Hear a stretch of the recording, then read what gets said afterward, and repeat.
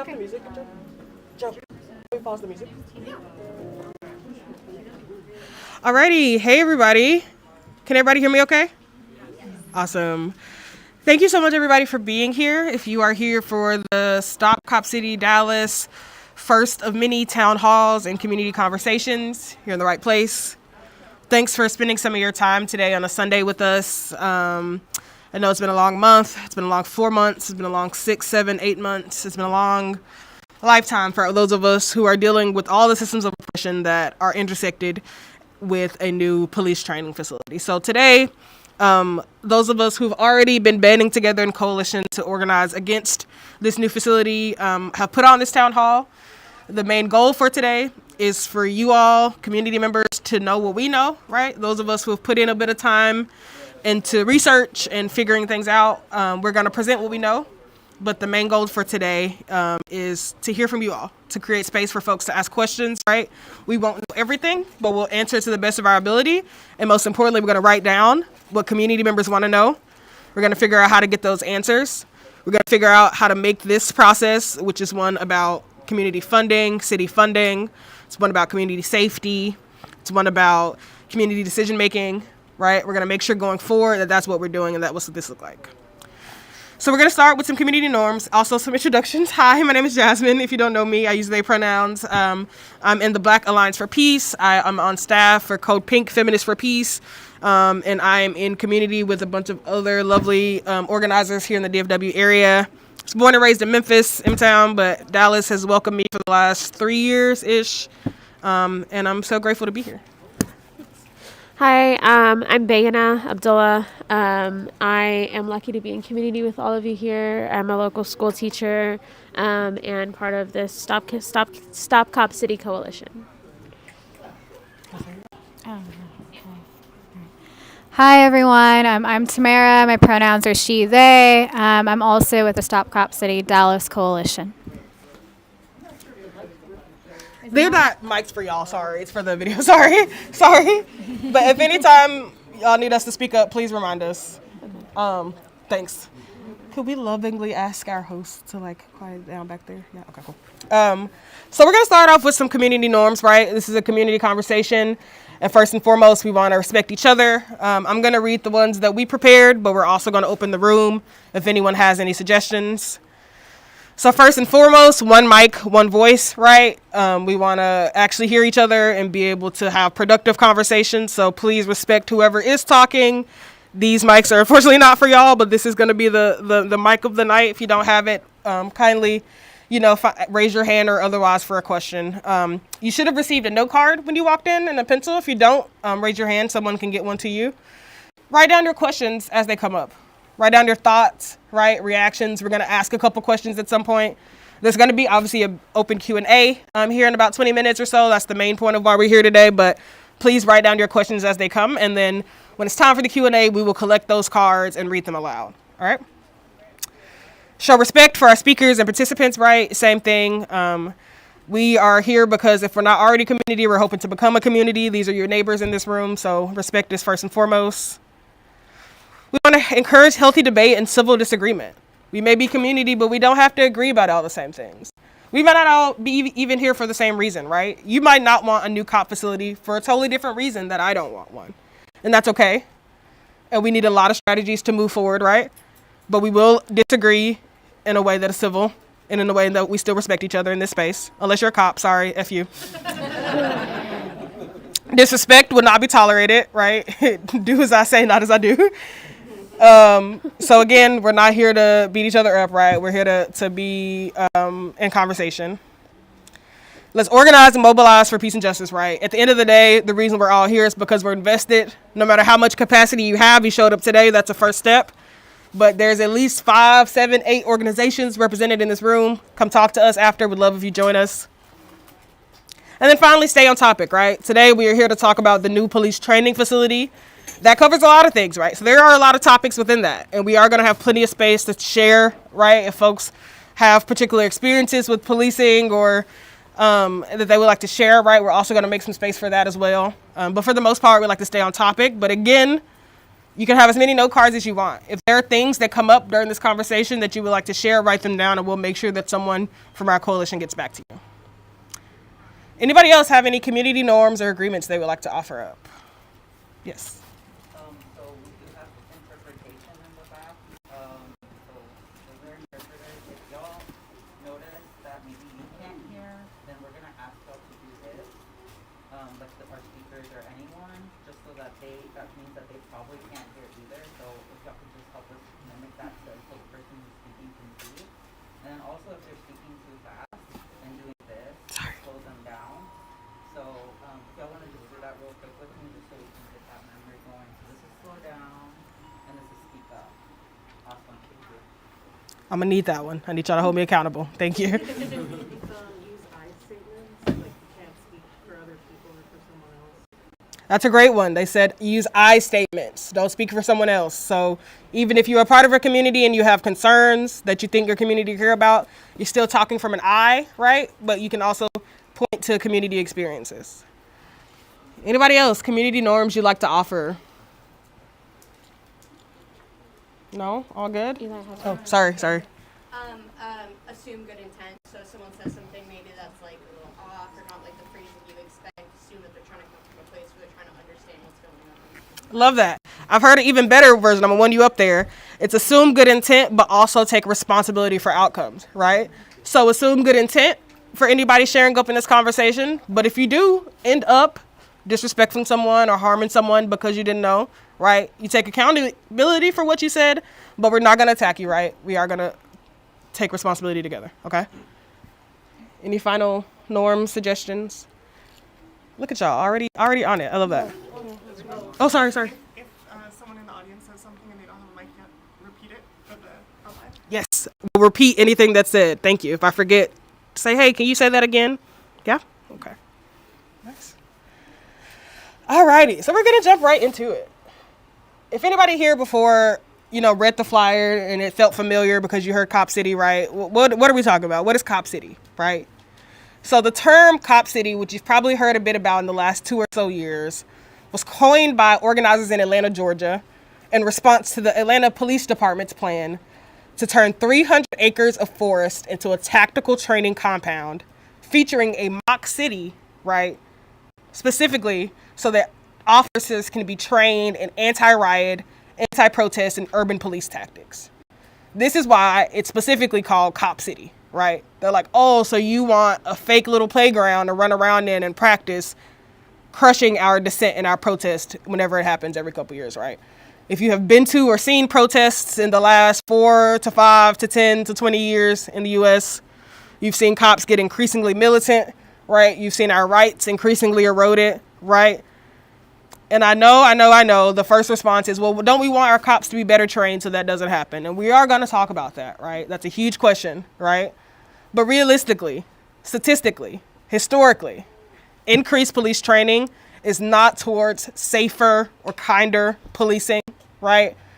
It has actually been towards increasingly militarized policing, increasingly manipulative, right? How can we ask this question in a way that they give up their rights without knowing it, right? How can we manipulate them into not realizing they're talking to the cops, right? Or we're signing away their rights. So that's where the name Cop City comes from. And since the announcement of Atlanta's Cop City, plans for similar institutions have popped up around the country in response to the mass protest era we are in, and more people waking up to the injustice of policing. We didn't include a photo of the map, but there's a really helpful map that I can link to and share out in our first newsletter that shows all of the Cop City plans and developments and new police training facilities that have been proposed in the last 5 years. What's been going on in the last 5 years? We've had protests against racial injustice and against policing. We've had protests against racist anti-immigration bills like SB 4 and our increasing in deportations, right? We've had masses and the biggest protest for Palestine we've ever seen in the United States, right?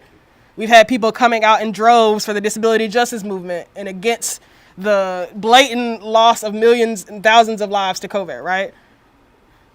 So why are they building more cop cities around the country, right? A lot of folks are also feeling in this moment the crisis at larger. Folks can't make ends meet.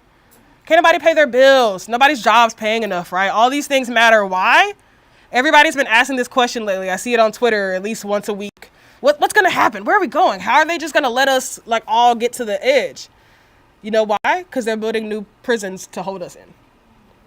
The harder life gets, the more of us that are pushed towards houselessness, right? Out of our jobs, out of being able to take care of each other. What are they doing? They're building more prisons and cops to take care of that problem, right? That's why those facilities are popping up. So if you want to learn more about Atlanta's Cop City, right, this is a huge movement that we are all learning from. I really encourage folks to keep up with and support Atlanta's Cop City movement. It has been ongoing for over 2 years, right? The police have already murdered at least one Forest offender, Torta, rest in peace, rest in power, right? They've arrested and jailed bail fund supporters, organizers, Forest defenders, right? We are rooted in the Cop City movement because we have learned so much from them. We have so much more to learn from them. And then what's happening in the Weelaunee Forest in Atlanta absolutely matters to us here in Dallas, because where do you think our thing is being modeled after? Right there, right? So this is just where you can find more resources on Atlanta's Cop City, defendatlantaforest.org. We will regularly use their resources and share their website because there's so much there to learn. So we want to present some information to y'all about what it is that we know so far and what questions we still have to answer. But we figured let's let them speak for themselves first. So first we're going to watch a video, and what I'd like to ask of everybody is that you have those note cards, right? Make note, maybe a T-chart, something like that, of what is it that you know that you notice and what questions are still unanswered, and what can we challenge about the narrative that they're portraying. So we're going to watch about 3 minutes of them telling us themselves what it is that they're trying to do. It stands for knowing the pride that we feel in this uniform, knowing that this uniform, although it doesn't define us, it definitely roots us into something that's bigger than ourselves. When you look through the uniform, we have fathers, sons, daughters, grandchildren, who are those first before they put this uniform on, where they leave their families, they miss birthdays, they miss special occasions, to allow them to do a job for people that they may never know, they may never meet. It's such an honorable profession. We've lost lives in this department, and then we do a sacrifice, the ultimate sacrifice is here in the city of Dallas, but throughout American law enforcement. They're extraordinary. Louder.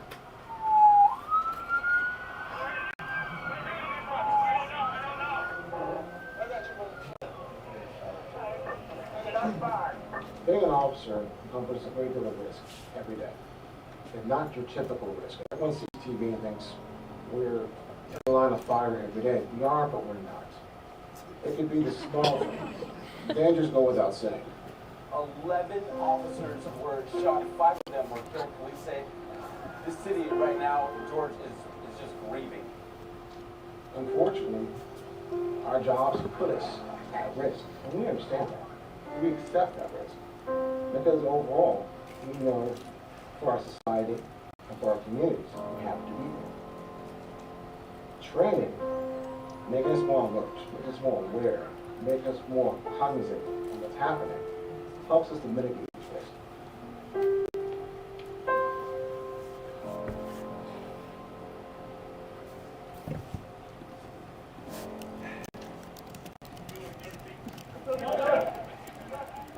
On my first day at the academy, I was obviously extra excited to join the Dallas Police Department. Exciting time, it's a very nervous time for me, but I was so happy and grateful to be able to join this police department.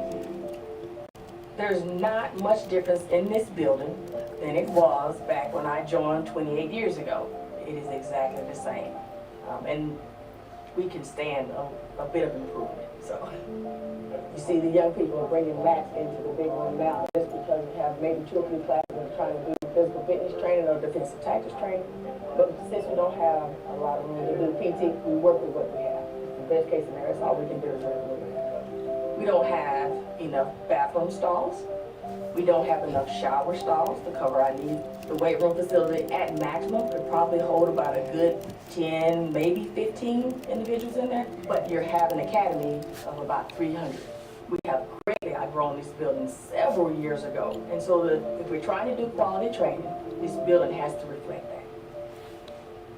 It's embarrassing.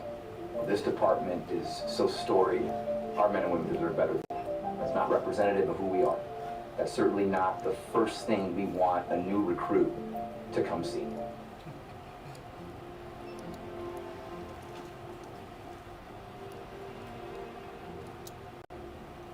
The Academy at UNT Dallas is a game changer for Dallas police and for departments across North Texas.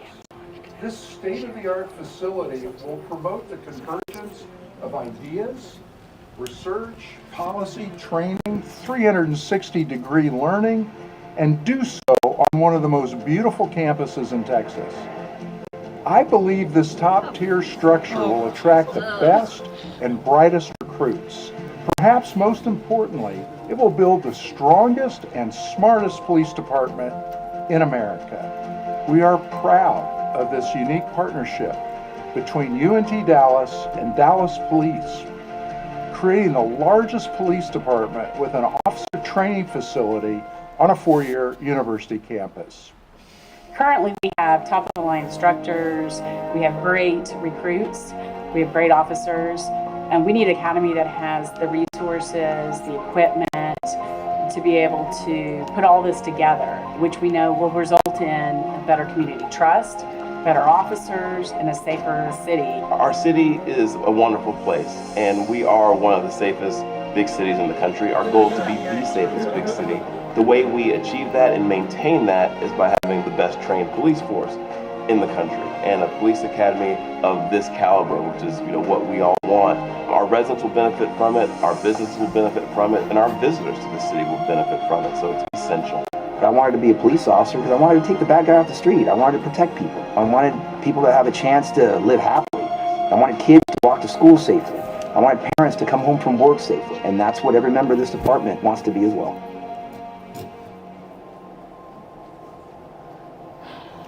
Let's take that in for a moment. Yeah, no, legit, I think we should take like 30 seconds and let people kind of write. That was a lot. And then I'm going to ask people to share out as they wish about what it is that they noticed. What is it that we know based on the video, and what is it that we don't know? So right now we're taking 30 seconds. What do we know? What do we still not know after watching that?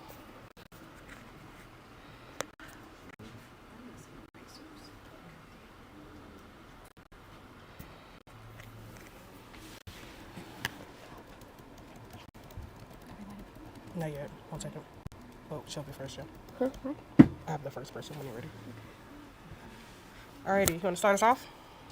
I would just like to say that one thing we do know about this video is that they're trying to dress it up to make it look like something that it's not. Make it look pretty when it's in fact really ugly. Right. I have a question. Sure. When was this video created? It was posted, I think, only less than 6 months ago. Is that right? Check the description. Or less, And yeah. how long has that facility that they were showing us, their older facility, how long has it been up? Since 1990. The question was, when was this video posted? Less than 6 months ago? 2 months ago. 2 months ago. And then the second question was, the old facility, training facility that they're showing, how long has it been in existence? And since the 90s. So we're kind of feeling like, do they really need a new facility right now? Right. I kind of understand why they need a new facility that's over 20 years, but then there's something that's missing within the video. A big block, and so I feel like understanding, okay, yeah, we would petition for our own communities to be recreated too. So when we go into these spaces trying to debate, okay, yes, it's been since the 1990s. Okay, that's reasonable. But you have to have that understanding of negotiation. Okay, but what are you really utilizing this facility for that you are not stating? And so that's where it's like, again, like she said, you can dress it up to make it look cute and pretty, but at the end of the day, where is the bending? Where is the essence of? Yeah, but we can keep going. Can I add a little bit actually for context, y'all? That's an excellent point. Something else contextually that should be kept in mind is that this is in reference to an overall crumbling infrastructure. So while yes, facility has been around since the 1990s. There's a lot of our facilities that are really, really suffering. Exactly. Keep that in context with every other facility that we have that's currently crumbling, that's currently in a horrible state. So yeah, context is very, very important, especially with other things that the city is doing. And in that context of how many homeless people are on the streets. Exactly. And their shelter is run down. Exactly. So we have, again, yes, thank you for saying that context. I have one more question. One more, and then I want everybody else to speak. Do you have your own army to combat the fulfillment of a cop city? Can you say more? Do you have your own army to combat the fulfillment of Cop City? Because they're going to fulfill it regardless. Good question. And so I'm not saying that we can't stop it. I'm saying there has to be more of a aggressive approach than passive aggressive. This is becoming more aggressive. They deterred us since 2016 from the July 7th protest, they shoot their own cops. I'm raw with it, I was there. And so now they deterred that energy from the other organizations, and now they're creating something even more aggressive. So what is the actual things that you might have in place to fully combat the fulfillment? Because Dallas is aggressive. Go ahead. I think the first thing is not to give them money and to make sure that the community knows that it's happening and that the community is not willing to give them money as well. So I think education is going to be the first step, because if we're over here making noise about it but nobody knows about it, you know, what's the point? We need to get people educated. We need everybody to know that it's happening first, and focus on getting through this May 4th bond election and showing out in numbers that even if we did lose Proposition F, we are showing the great number of people who don't support our tax dollars going towards this. And I think to answer your question, that's the first step. Yeah. I will say we're definitely going to create some space later today to talk about what are current options for combating it, and then what does it look like going forward, right? The reason why we're always screaming about joining an org, right? Because you're absolutely right. This is going to take a sustained multi-strategy effort to stop, right? Today, a lot of what we're talking about and what we'll get into is the funding, how they're actually making the facility happen, but we absolutely want people to be asking these exact questions. How much can we do? What else can we do to stop this? We could take maybe 3 more folks who want to respond. Yeah? I just wanted to first say that was a perfect question, because one of the things I wrote was like, you have to work with what you have. Well, it's like, so do all we.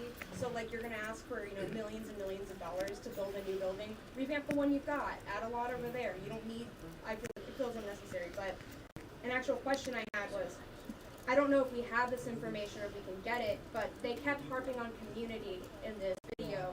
But I think we all know that statistically cops don't live in the communities they police. And so this whole idea of, oh, we're doing this for the community, we're doing this to make it better. A lot of these cops live in suburbs outside of Dallas and come in. And the guy in the video even said this will be a training facility for North Texas. This isn't just for Dallas. They're building a compound that they can have cops from all over come and train to do their anti-riot stuff. So the idea that they're saying this is community, I'm curious how many Dallas police officers actually live in the neighborhoods that they police. To repeat the question, it was, what about the building you're already in? Basically, why do you need a whole new building or facility? And then also, what do you mean by community, right? Most cops don't live in the communities that they police. Some things that I wrote down was that they kept, majority of the video, if you notice, they were talking about the protection of their officers. A big bit of the angle here was not about how to improve the relationships with the people they police, was not about how to keep civilians safe. Majority of what they talked about is how to keep themselves safe. They didn't care about how to improve their practices so that they could keep more people safe, more people out of officer-involved shootings, right? It's all about themselves. That's their community. Great question. Yes. Yeah, that was something I noticed as well, and I also don't completely understand why they picked University campus. It seems really strange. Because that's where it's the rise, yeah. But it seems strange to combine that with like an academic center where it's like, why do they need to be intimidated by the police presence every day, right? And then also, like you were saying, Jasmine, with talking about protecting their own officers, the only shooting that they really mention or violence that they mention in depth is the shooting that happened, right? Where like, yes, some some officers of like Dallas died, but they don't mention things like how in 2020 like protesters were trapped on a bridge.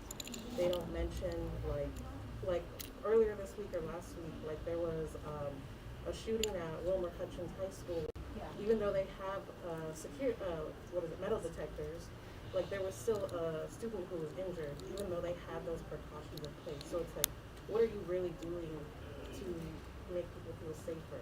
You're only wanting to keep yourself safe and like enforce your presence. To repeat those questions, it was why on the university campus, right? We're going to talk more in a bit, but this facility is proposed to be on UNT Dallas's campus. So not the one in Denton, but UNT's auxiliary campus in South Dallas.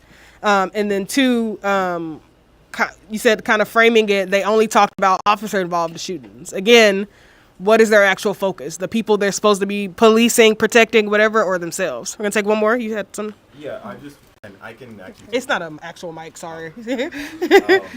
So I wanted to add a little bit more further context into the reasoning for it being on a college campus, with adding the information that Greg Abbott just pushed forward a bill in order to quote unquote fight anti-Semitism on college campuses and the UT administration.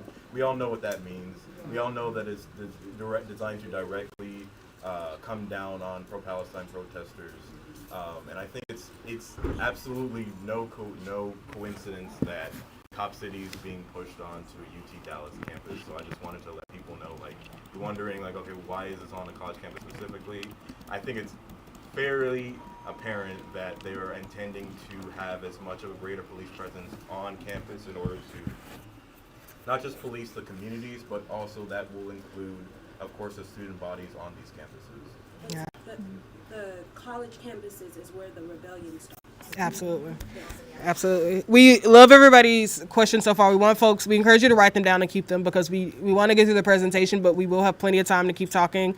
But absolutely, I think what folks are bringing up, right, is like, what do they mean by community, right? What are they not saying, right? They tried to make some vague connection to, academia is the place for us. Why, right? Why is it that you want to be so close to where student rebellion, some of the most active and forward-thinking activism happens, right? Right? A couple other things we noticed, we all kind of gasped at the video of them chopping down all the trees for the facility, right?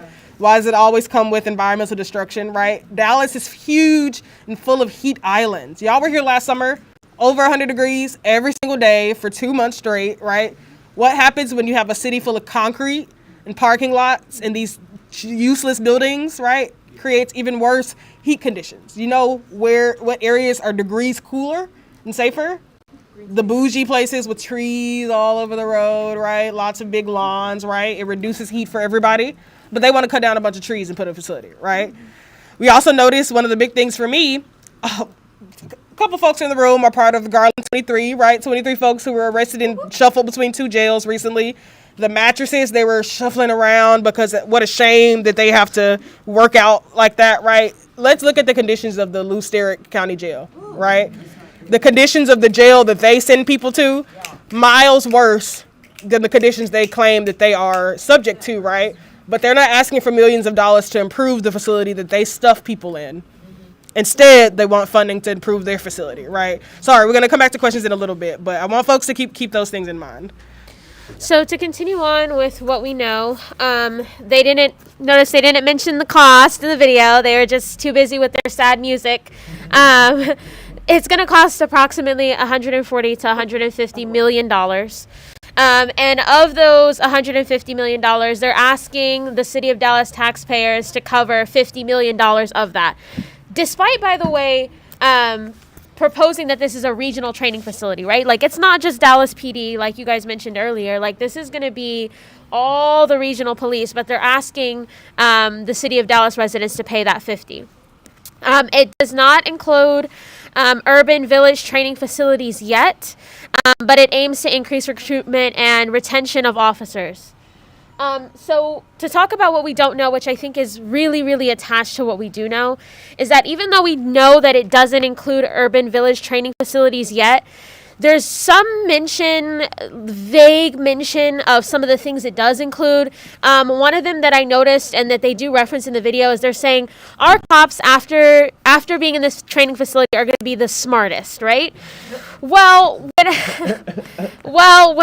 I did a little bit of digging, I found some mention of like a virtual reality sort of training, but there's no details about what that entails, right? They're just saying, hey, we're doing VR on a college campus, trust us, give us $50 million, which should sound very, very shady to us, right? So it seems like there's going to be a big intelligence piece there. Another thing that we don't know yet is how will the officers be trained outside of that, right? Like what type of training are they going to be doing? How closely related is this going to be to riots and to protests, which I also find it interesting that in the video, they spent a good amount of time talking about the protests in 2016 as a reasoning for why they need to be building this facility. So paying attention to what's not said, but the imagery that they're putting out, right? We also want to know how it's going to impact UNT students and the nearby community. Whether or not there was any community input when planning this is incredibly unclear. It just kind of popped up, and it doesn't seem like so far that we have any evidence that any community input was put into place for this. Also, where's all the stuff that we actually asked for, right? Like, I don't see any of these videos for our schools that need a lot of revamping. There's a lot of schools in Dallas that have not been updated since before 1990, hardly at all. And that's the case all over the state, but they're not getting all of this fancy, cutesy, like the teachers are like, oh, yeah, we really do make the best of what we have, right? Because we have no other choice. But, senators will jump up and down to give them money for this.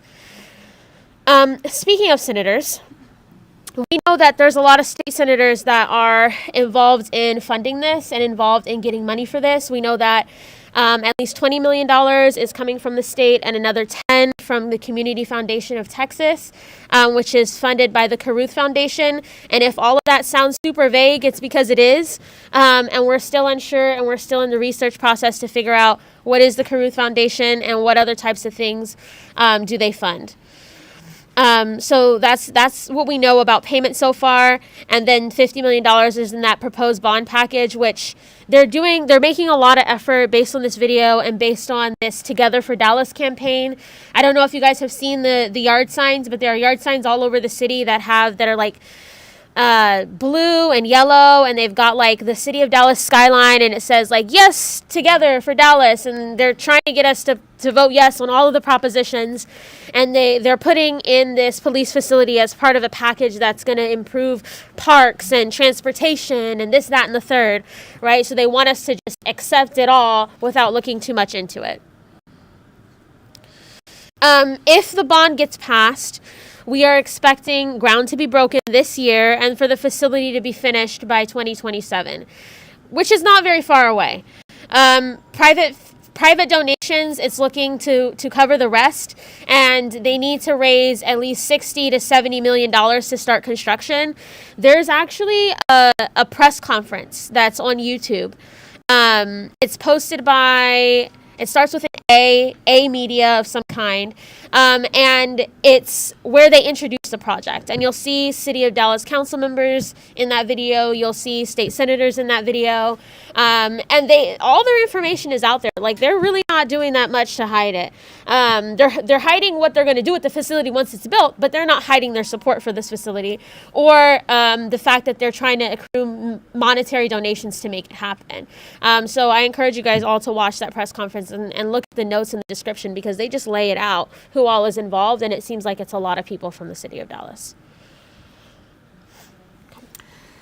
Alrighty, that's a lot of information, right? We kind of have the gist of who's paying for it so far, right? Basically, what we know is that they have some funding secured already by the state, and we're at this big impasse right now where if on May 4th, if Proposition F passes, that's another $50 million approved by taxpayers.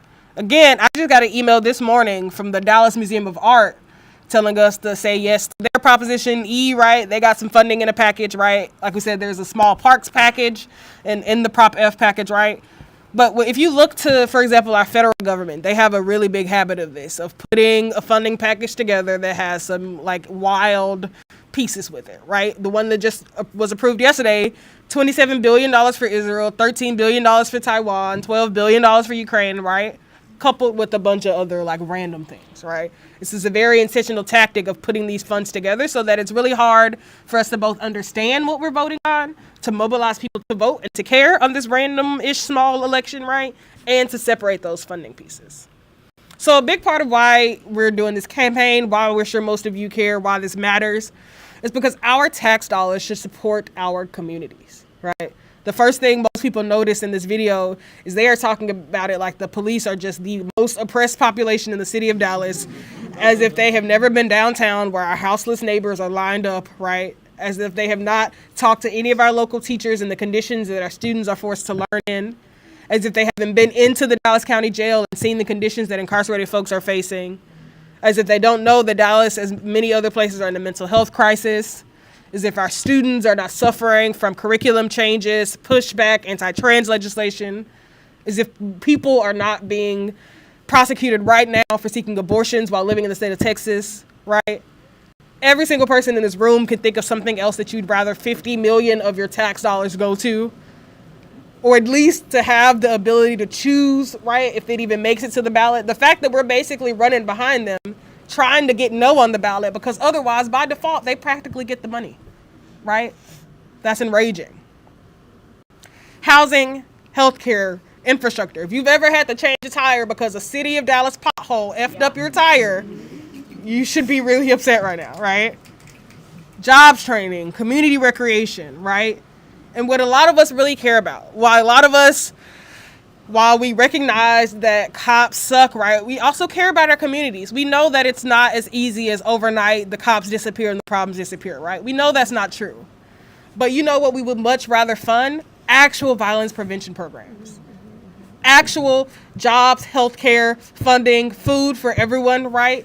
So that majority of crimes and people who come into contact with the police don't have to if their needs were actually met, right? We put $50 million into actually making sure everybody in the city of Dallas is fed and housed. The cops will be bored with nothing to do but harass us for no reason, right? They would be out of a job, right? There are so many things that we would much rather be funding. Really quickly, on that transformative justice piece, I think the optics of this are very intentional. Notice the demographics of all the cops that they had speak. All black, right? Because they want to put an effort into assimilating us. If you've been to Lou Sterrett, you know, you see that firsthand. And so they're using our people against us, and they are intentionally recruiting them. That's what they mean by increased recruitment. They want us to believe that these people are going to service our community because they look like us, but they won't. Saw a terrible viral video on Twitter yesterday of some guy being arrested by his twin brother. Terrible. You know, the whole neighborhood, people who grew up and raised these two kids, right? Now his twin brother, these two young black guys, his brother is carrying them out of the house, out of their mom's house in handcuffs, right? Somebody who looks like you, talks like you, from the same country as you is not your friend if they're going to throw you in a prison cell, right? We don't need their increased recruitment and retention in our neighborhoods, right? We want their money and our resources, right? So in general, you know, why does it matter? Police don't make us safer. More police equals more surveillance, more violence, more arrests, more control, right? The counties where they're proposing to put this facility, right, the counties that they will be policing have incredibly high rates of incarceration and policing. But you want to ask some folks who spent 30 hours in jail the other day who we saw? Every single person who we were in jail with was there because they were mentally ill, because they were addicted to something, or because they were simply poor. Almost every single person, right? Does more policing sound like it helps that? Did those people in that video sound like they were interested in helping folks with those problems? No. Not at all. Not at all, right? They cared about themselves and each other, right? And so again, none of us here are pretending like these are overnight fixes, but what we do know, what history knows, what researchers knows, what statistics knows, is that more police does not actually make us safe. And we would just rather the opportunity to take this money and decide on it for ourselves what to do with it. And then a little bit more, right? If you've been in contact with policing or if you've watched the news in recent years, our rights are being eroded, right? More policing has been super critical in repealing abortion rights, right? You have doctors moving out of the state, not sure how to do their jobs because they don't know if they're going to be arrested for caring for their patients, right? Dying patients who will die or give birth, one or the two, right? The crackdown on protests, free speech, student organizing, right? That's what more policing is doing, right? The rise in homelessness, unemployment, immigration, right? I'm talking about these things over and over again because we just want to make clear all of the connections of what more policing is actually trying to deal with. So we're going to have Tamara share a bit about SB 4 and immigrant criminalization, why that's important. And we're also going to talk about the relationship between police training in the United States and police training in Israel, right? Because that also matters. Would you like to share a bit? Go ahead. All right.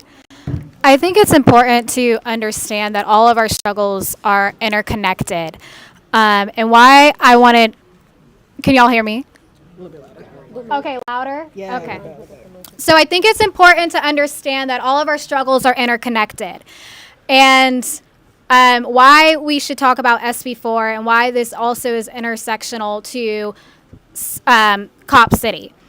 So SB4, though it is not in effect, I do want to emphasize that Senate Bill 4 ultimately gives police officers the authority to detain any individual suspected of not being a U.S. citizen.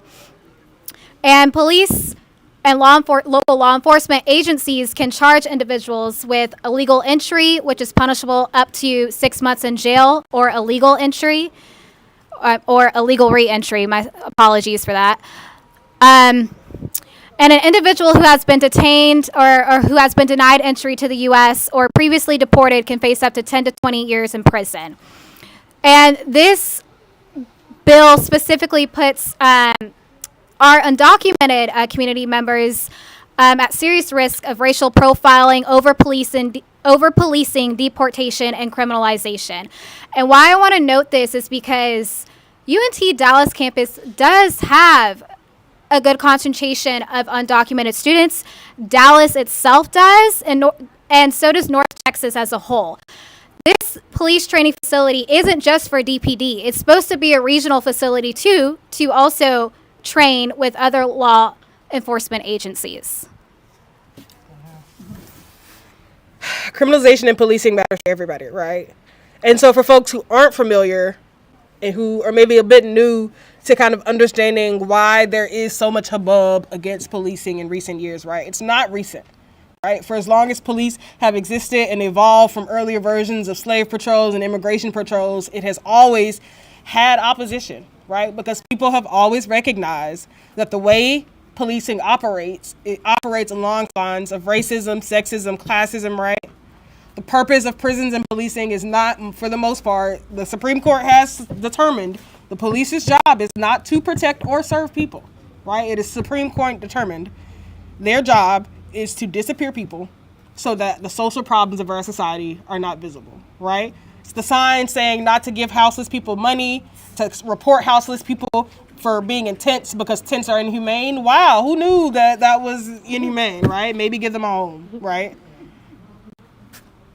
Police are incredibly violent, manipulative, and have no legal duty to protect. You saw it out of their own mouths, right? Nary a time was their priority how to be better folks in community with us, right? And so for folks who don't know, the Dallas Police Department regularly sends officers to train with the Israel Defense Forces through the Police Exchange Program. Officers around the country participate in this program. Israel and the Israeli Defense Forces were modeled after the United States and U.S. colonization, and in return, they are trading tactics back and forth, right? The tactics they use on folks in Israel, from experimenting new weapons to tear gassing, all of the urban tactics that they are using and planning to use on us in Atlanta and here, they're exchanging, learning from each other, because who knows best how to quell an urban uprising and how to keep a people silent and in pain? Exactly, right? So it's really important for us to recognize the connections and why we talk about Atlanta's Cop City, why we talk about Dallas, why we talk about they're proposing a similar facility on a university also in Baltimore, right? It's not just here, right? And Chattanooga has a new facility proposed, right? And all these places are sending their police to learn from the IDF how to come back and better repress our dissent. And so finally, a couple more notes we want to share, right, in terms of what else is going on in the city of Dallas. What is the context here? In 2023, the city of Dallas approved a city ordinance which would criminalize giving people money. People found violating this ordinance could face citations and fines up to $500, right? Does that $500 go into the pocket of the person that obviously needs the money? No. No. Goes towards this police training facility, right? You know who's at risk of that? Every single one of us who are living paycheck to paycheck. And if we get fired tomorrow, we'd be at risk of homelessness, right? It's not you until it is you, right? So we want to wrap up this first part with kind of what we know now for possible action items, specifically around SB4. And then we're going to get into kind of what are folks feeling? What are we thinking? What are some questions that are coming up? You want to do this? Okay, so number one is going to be to spread the word. Like we said earlier, like we can be in this room and we can talk about it as much as we want, but until other people know about it, we won't have the army that you're talking about, right? So spreading the word. We have an Instagram, Stop Cop City DTX, and that would be great. After today, we will have an actual email newsletter. We know that most of our community is not on social media. If you haven't, before you leave, please leave us your email address up front. We want to make sure we're reaching everybody. And also, if you know another way to reach your community, please talk to us. We have canvassing teams. We have flyers to put up. We have so many things. So at the end of today, if you want to flyer your neighborhood or something and find another way to spread the word, please come talk to one of us. Yes. Step 2, voting no on Proposition F on May 4th is going to be hugely important. Early voting starts tomorrow and ends on April 30th. So another option is if you're interested in helping to spread the word either through canvassing or through the polling locations, please DM us on Instagram because we will be needing volunteers for that. And step 3 would be talk to your neighbors about safety and alternatives to calling the police, leaning on each other. I know that in all of my communities, the Black community, the Muslim community, I have heard quite a few stories, even in recent years, of people calling the police on their family members because they didn't know what else to do. And a lot of times it has to do with a mental health crisis. And so we need to, they're talking about doing the best with what they have. We need to do the best with what we have, and the best that we have is not the police. So we've got to find other ways to deal with our problems and to deal with our families than involving them. And that's going to be important that our communities know that as well. Our neighbors know that as well. Talk to us about doing a radical mental health first aid training in your neighborhood. If you want to figure it out, we can figure it out together, y'all. Okay. Alrighty, so we have arrived at the Q&A portion. Can I get our volunteers to pick up note cards? So take a couple more moments to write questions on your note card. So the way we're going to do things is we're going to start with note card questions, right? Mainly for the purpose of we want to get through as many questions as possible. But we do want to break down the barrier of it being y'all versus us, right? We are with y'all, we're in community. We know a little bit more because we've had some time to think about it. We want to make sure that questions are specifically answered. But we do, as much as possible, want to open this up as a conversation. Going forward in the future, we want to host many more spaces like this that are specifically conversational, right, y'all? We want community members, everybody here, everybody that's not here, to feel invested and like you have the capacity and the knowledge on how to take this thing down. So we're going to start with your written questions. We'll answer the best I can. I invite other folks in our coalition to stand and answer a question as you feel most equipped. And then we'll try our best to limit direct responses to maybe 1 or 2 per question from the crowd, just to try to get through, and then we'll go from there. As a time check and reminder, it's 2:06. We wrote on our flyer 3 p.m. We want to respect Pan-African Connection as well as you all's time. So we're just going to kind of go through the questions as they come. If there's a lull, if folks have any special requests, we can go as we feel. But I'm going to get started. In the past is just kind of like grouping them together because a lot of people have to do it. Yeah, okay. All right, so let's read them, see what they're saying. Okay, this is a good one. For those who don't live in Dallas. No, this is hard for me to read handwriting. Y'all good over your handwriting? Yeah. Okay. Small. We have the canvassing coming up. I think we can do this. This is the what can we do? Oh, okay, nice. Where is that? This one's about like there was a group who used to do like community alternatives to calling 911, so they kind of revamped that. So I'm just looking at that deal. That's good. So this is canvassing fund So pretty direct. This is the same question. This one is like, what can we do for Latin Dallas? So you can do that. Put those together. And then how do we influence people to care or do something about it? I think this goes with this. Yeah. This is more of a rise than a question. How do we educate our peers? Okay, good. Oh, there's more. Can we train our officers to de-escalation situations to be peace officers instead? So far, they haven't shown evidence that they want to do that. So we can train our people, but we're not at the point yet where we can rehabilitate officers. And I think that's, So I think there might be some more. And I take these I see some people writing over here. We'll take the first. Okay, we'll take the first few. We'll kind of read through more as they come. Please keep writing. Please keep coming up with questions. And we'll kind of go from there, right? Okay. So the first one we have is a great kind of set of questions, right? It's about the larger questions of how do we get people to care, right? How do we get people not in this room to care? How do we educate our peers, right? How do we get more people into this fight, right? That's a huge question. I'm putting it out there. That's a big question, right? Step one is obviously being in this room. Props on you for being here, right? We're going to make sure everybody here leaves knowing how to connect with this coalition, as well as how to connect with all the other organizations in this room. We got Dallas Anti-War Committee in the house. We got Freedom Road Socialist Organization in the house. We got Code Pink Feminists for Peace in the house. We got Black Alliance for Peace in the house. We got so many groups here, right? So we're going to make sure everybody here walks away knowing how to do something next, right? But as far as this movement as a large, right, the amazing question we were opened up with, which is what is our longer strategy? What is our goal, right? That's going to take a lot of figuring out. Nobody here owns this fight, but we're willing to put in some capacity and some work. And if you are too, make sure you connect with us, right? Right now, our main coalition organizing group has weekly meetings where we talk about strategy, right? Just Friday, there was a film screening. Spacey DTX is a great space who opened up their space for film screening. If you have other creative ideas around Cop City, around police training, all those kinds of stuff, we also welcome your creative ideas. One of the main questions we have up here is about canvassing. We are canvassing at least one more weekend before May 4th weekend, so we'll make sure if you want to do that. What's the dates? April 27th and April 27th and 28th is our next canvassing opportunity.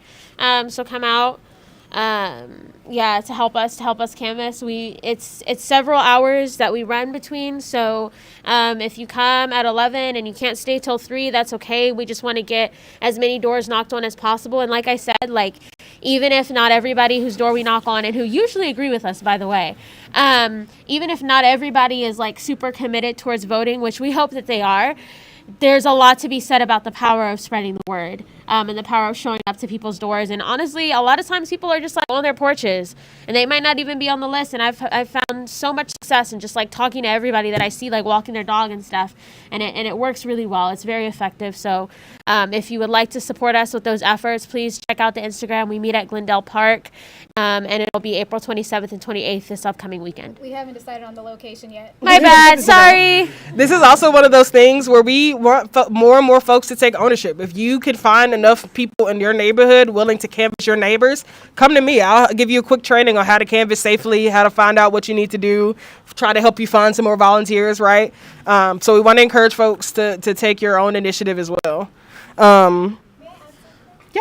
So my name's Joe. I'm with DFW Anti-War Committee. One thing I want to recommend to folks is if you're in a community, if you're in a musical community or a religious community or you're a student or your workplace, make sure the people who you spend the most time around know that this is happening.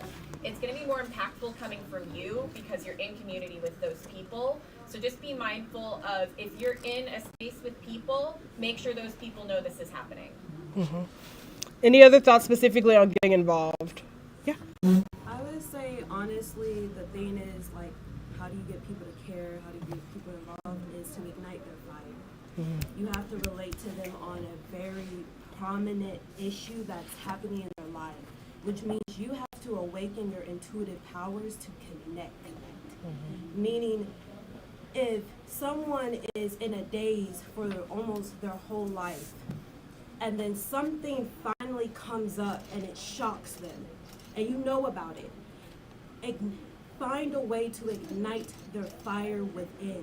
That is the most thing. Our people have no fire anymore, and only scattered pieces. So again, spreading the word is like mass marketing. It's marketing, literally. So if you are a marketer, tap into your marketing understanding. If you know how to do mirror work with another individual and you're a healer, do that. Utilize your actual gifts and your talents and your skills. You don't have to be the great talker like anybody else. But if you can sit with someone and you can make them feel, or you can show them this photo and you can feel the fire burning up inside of them, hold that. How do you hold space? Continuously to put that image in their face. Like, use the reverse psychology of what they've been doing to us and use it for our people in a masterful way. It's about mastering the way that you speak and ignite someone's fire. That's great. I think you're absolutely right. The reason why we covered so many of the intersections, right? It's everything from immigration, it's mental health, it's poverty and houselessness, right? You know somebody who cares about one of those things. So absolutely what she said, right? Find something that they care about. Yeah. Can I add on to what she was saying? Yeah. I'm very young, and a lot of this stuff, I don't just ignorant to the information because I don't really have the resources or the people in my life to inform me about certain things, and I just feel like it's very important for us to check on our younger people and make sure they know as well, because they are the ones who eventually are going to be running this show and the ones who are going to be, living this life. The people who are up there now, they're not going to be up there forever. Eventually, they have to come down. So, yeah. I mean, I don't really know about a lot of things, which is why I'm here today. I'm trying to educate myself, but all I see, I don't really know how old a lot of you are, but I feel like I'm one of the youngest ones in the room, and to me, that's a problem. Because we need to have people my age and younger in here. Period. You're absolutely right. That's a call in to all of us, right? Who are the young people in your life, right? Again, all these issues are so close together. We've been protesting outside this weapon manufacturer that's across the street from my high school, and then they bring in the cops to police the area, right? Those are so many ways in which people are potentially in danger, right? Bring the young people in your life into the space as well. Yes, more thoughts on outreach. I see over here, Lila. Yeah, hi y'all, my name is Lila. I just wanted to give some context on who this amazing youth that just spoke is. This is DJ. Can I introduce you to the space? Yeah. So this is DJ. I met DJ with a few comrades at Wilmar Hutchinson High School. It's a high school that there was a school shooting at just last Friday. And so I just wanted to acknowledge and have everybody energetically give some hold some space for TJ, because as a former student at that high school, she was one of the only ones that showed up to help support the kids that were trying to walk out. And yeah, I want to welcome DJ into our. Thank you for being here. You're so important to our space. Absolutely. Did you want to share? Yes. One of the things that's been working for me, can y'all hear me? Yes. Is that I'm formerly incarcerated. I'm directly impacted by a lot of the issues. And that's one of those common ground issues. Maybe you haven't been incarcerated, but somebody in your family has been locked up. Potentially somebody in that you're communicating with has been affected by police brutality. One thing you also ought to keep in mind is that 75215, 75216, and 75241 are already the most over-policed, over-surveilled, and criminalized communities already. So we don't have to imagine too far about what this could bring to our community. We don't have to do that. We already are living somewhat in that reality right now. So with this over-militarized cop city, imagine how many black, brown, and poor people will be policed daily. Imagine how many people will be incarcerated. Imagine. So when you're talking to these people, let them know this is beyond the infrastructure. They're posing this as public safety, y'all. They're wrapping this up as jobs, y'all. They saying, we heard heard y'all in 2020 say y'all want community policing. All right, well, we gonna recruit from within. We heard y'all say that y'all wanted more of this, more of that. They're finding ways to pretend to actualize what we said we wanted in 2020. So I want y'all to take that language when we go to these doors, when y'all phone banking y'all community, let them know what we really up against. Because 5 years from now, we will have a hand in our own oppression if we do not do anything today. So get y'all young folks on one accord. I know voting is not the sexiest thing right now. This goes beyond the federal government. This goes beyond the presidential election. We're talking about cop cities across the country. We're talking about black people getting murdered at the hands of the police, the people called to keep us safe. We're talking about them recruiting from within. Our own people to go kill and police and surveil our own people. This is bigger than us, y'all. I know it's a lot of differences in this group. I know some of us don't give a fuck about no polls, but this is electoral justice. We need people to come in with a different set of framework, a different set of thinking about this. Because this landscape will determine the future of Dallas. Thank you so much. That is so immensely powerful, and I think everything you said goes into some other questions we got, which are, what are our alternatives, right? I think you're absolutely right. They heard us in 2020 say y'all are doing this wrong, and what did they do? They co-opted that, and they was like, oh, sounds like y'all want more of us on the streets, right? You want to, we're your community members too, right? Absolutely not, right? Like what someone said earlier, the people who are policing these folks usually don't even live in those communities, right? So we got the questions of what are some of the more effective alternatives to calling the police for mental health emergencies, and can we train our officers to de-escalate situations and to be peace officers instead, right? Those are big questions. For that second one, I'm going to say, and we try to do our best to stick with statistics here. I can't name it off the top of my head, the study, but statistically, they've already found that police officers are pretty resistant to being retrained towards peaceful practices and measures, right? They are very resistant to being trained towards de-escalation situations, right? Once you create the system policing in which you say, hey, I'm going to give you ultimate power over the people around you, the power of the gun and the power of the law, it's really hard to retrain folks out of that thing, right? As a socialist, on the long road, right, I do believe that everybody in a terrible job is going to get retrained into something better. But as of right now, right, we absolutely can train our people to be de-escalators and community health responders, right? I'm going to personally do my best to try to get some community first aid mental health trainings for the community of Dallas, right? Because it sounds like that's what folks are interested in, right? How can we do better about keeping folks safe and responding, right? So folks asking, what are the alternatives, right? A lot of folks have been trying to open the conversation lately about do not call the cops on your friends in a mental health crisis. They come in shooting first, ask them questions later. Unfortunately, police are not adequately trained in mental health response. Unfortunately, that facility is not really going to do it because at the end of the day, someone coming in guns blazing is never going to be the solution to a mental health crisis, right? So we want to encourage folks to continue thinking about and researching and asking these questions of what is it that we actually want? Because if we just say we want change, like this young lady just shared, they're going to give us some BS, right? We have to know exactly what it is we want, right? So we want to do that work to name what are the specific alternatives we're looking for. Yeah. Do we currently have a phone number for a de-escalation, like somebody who's going through mental health crisis? So didn't City of Dallas, they pioneered a practice, a team of these folks. I don't know if anybody else in the room knows what I'm talking about. Oh, okay. But they send a cop. Oh, okay. So the City of Dallas has a No. So yeah, there is a pilot model where they are sending out an unarmed person with a cop to respond. So not currently, no. Yeah.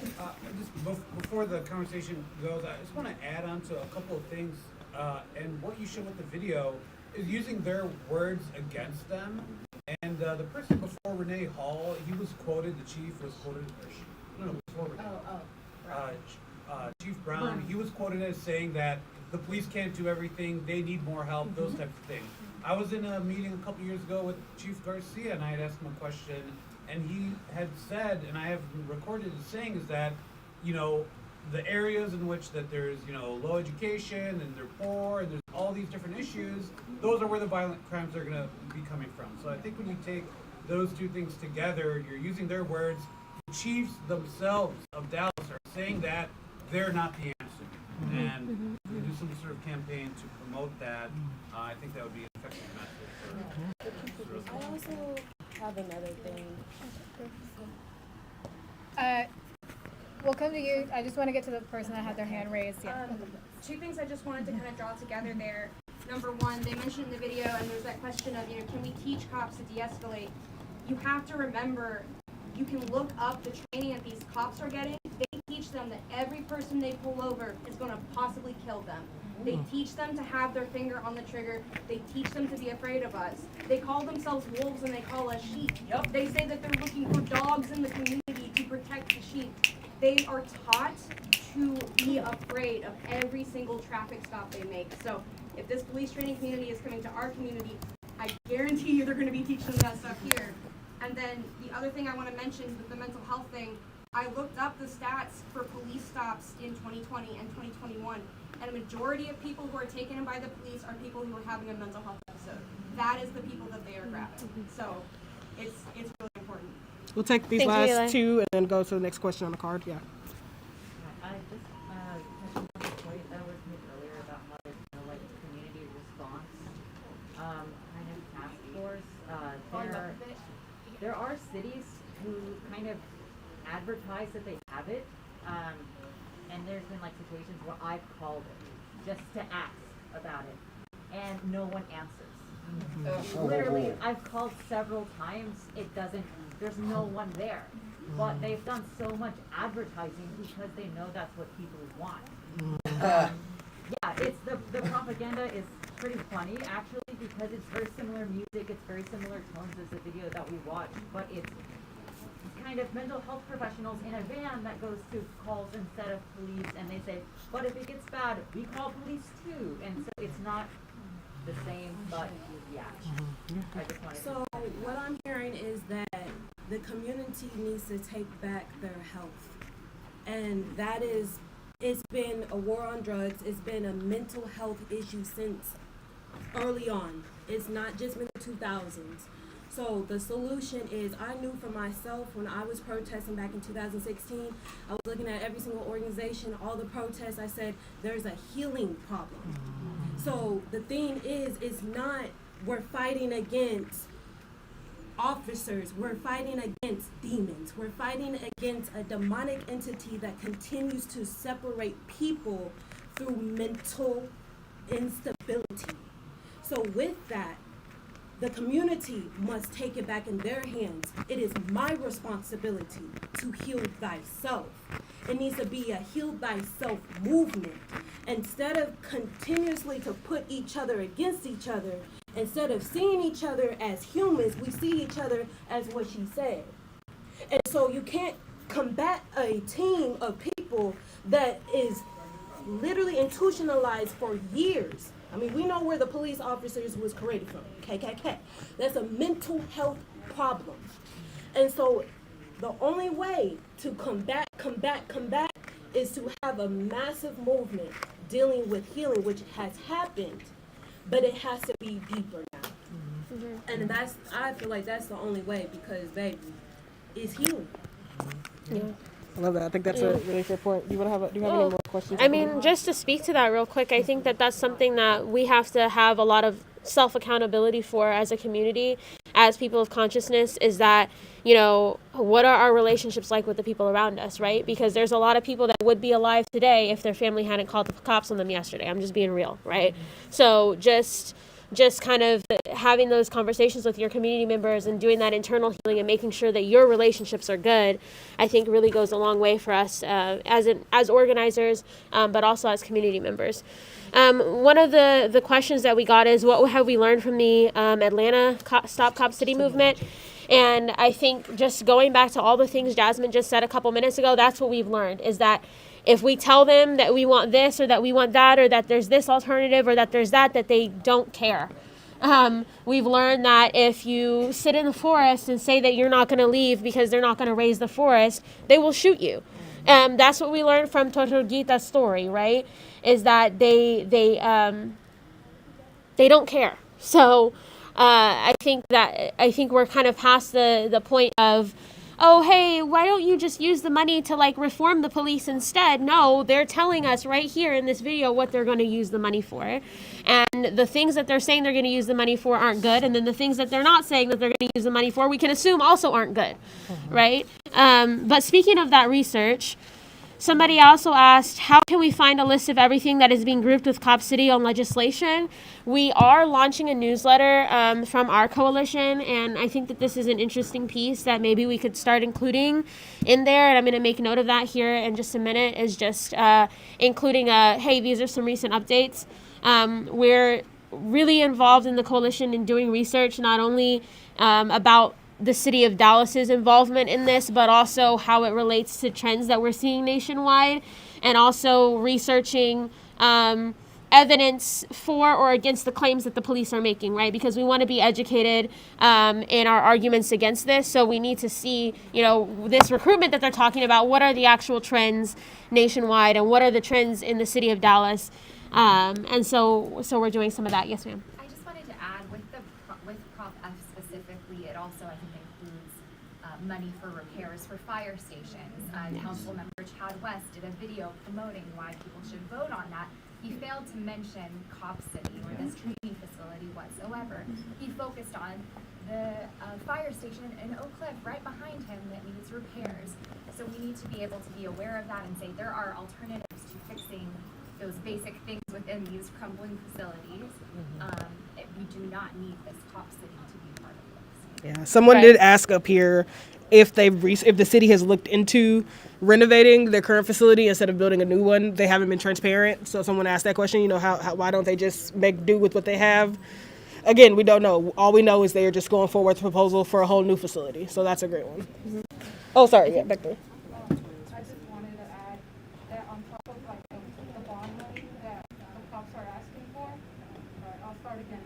I just wanted to add that on top of the bond money that the cops are asking for, throughout the year, the fiscal year of the city of Dallas, the cops, specifically DPD, asks for millions of dollars from our budget to supplement their military weapons, like their military machine. Yeah. They have to feed their horses. Or are they going to pay for their horses? Free the horses. Yeah. For the horses. I work for the city of Dallas. I work in a derelict building full of asbestos, of lead. Our plumbing, our doors, literally every single door in our building does not operate, is inoperable. It has been like that for months. This is where people go get their permits. They're trying to move us to a new building that is not even up to code. What is the city of Dallas wasting our money on? Right. May I add something to that, guys? Is that okay if I add something to it? Sure, go ahead. Okay. Absolutely, yes. Everything that community member just said. Absolutely. We have, like I said, our infrastructure overall is deteriorating because we haven't given proper attention to any of our infrastructure overall. But another thing that I want to stress here, and kind of speaking a little bit on what this fantastic community member over here just said, we see what the effect is of us spending this money on police. Over the last few years, we've spent billions on police. Something that not really many places can say around the country is that they've spent billions on their education, or billions on their libraries, or billions on any actual real helpful facilities. And another thing to really keep in mind here, this is really crucial, and we really need to keep this at the forefront here. House Bill 1900 was passed in Texas. I don't know if everyone here knows about that, but House Bill 1900 basically stipulates that if a city decreases the police budget, then their funding overall will be cut by the state. Now, that means that city police budgets are not likely to go down anytime soon. They're only going to either stagnate or they're going to go up. So we need to do everything we can to keep them from going up anymore, because any little amount that we spend on the police, that's going to be something that we spend next year, and then the year after that, and the year after that, and the year after that. So after 2020, all that stuff happened. We did that basically as a safeguard, in fact, to keep us from defunding the police. But like, this is why a very, very crucial fight. But yeah, go ahead. Thanks. So another question is, are we too late by not having a bond for social services? The short answer is yes. I personally don't know a whole lot about how bonds get proposed, so that's something that we can consider for later. But I think that's a later fight.